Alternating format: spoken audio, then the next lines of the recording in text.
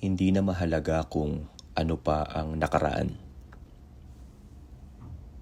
Hindi kasi talaga dapat yon ang huhusga sa pangkasalukuyan. Pwedeng sobrang sakit at nakakadurog sa iyong pagkatao.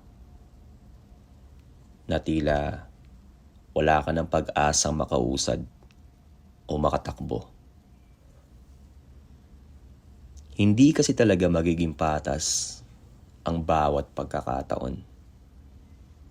Kaya ikaw ang gagawa ng paraan para sa iyong kagustuhan ay sumang-ayon.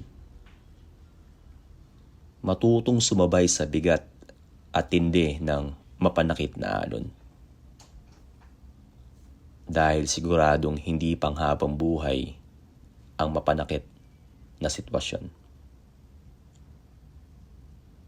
Hayaan mong hubugin ka ng panahon para mas maging mabuting tao.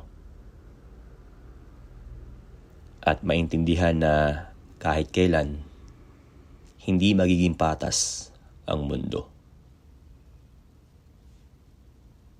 At hindi mo rin kailangan isisi sa iba ang mga nangyayari sa'yo. Dahil responsibilidad mo ang sarili mo kung bakit at paano.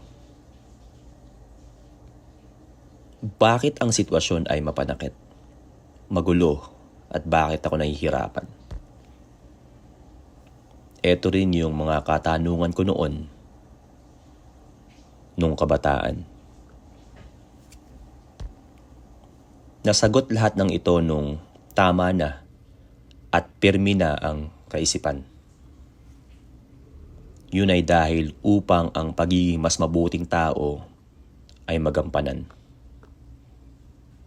Kaya kahit gaano man katindi ang iyong pinagdadaanan, para itigil ang iyong mga pangarap ay hindi dahilan.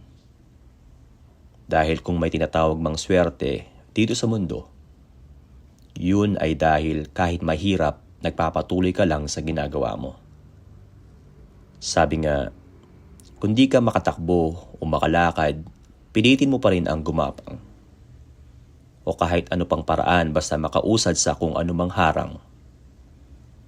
Kaya lagi kong sinasabi na nasa iyong kinikilos kung ang lahat ng ginugusto mo sa buhay ay matupad. Gumapang, maglakad, tumakbo. Basta sa pangarap, magagawa mong lumipad.